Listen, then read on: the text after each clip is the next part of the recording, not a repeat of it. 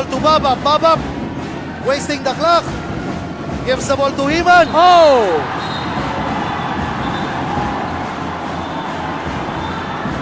Wag naman sana magkagulo. And Wag naman ayaw sana. natin mangyari yan.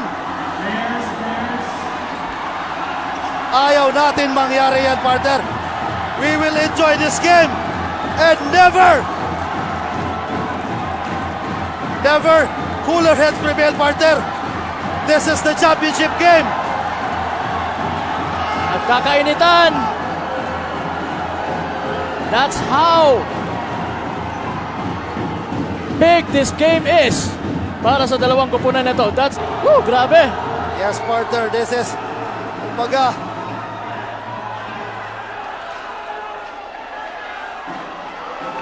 cool down tayo. yes, indeed.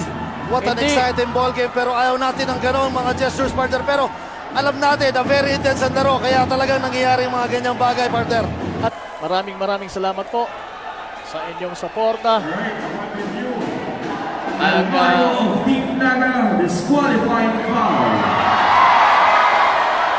Disqualifying foul for Jerome Alvario. Free throws will be given to number 45, Himan of Camaligan.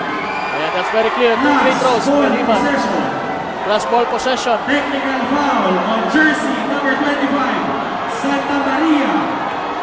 And double disqualifying foul on Pulawan and Papleo.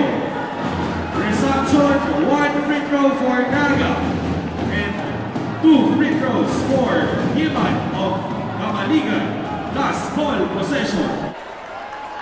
Once again, Naga, 1 free throw. At yun na nga, ang haba ng naging hatol.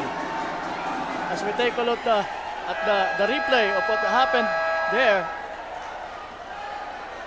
Players inside. Again. Ayan po yung mga mainit na pangyayari kanina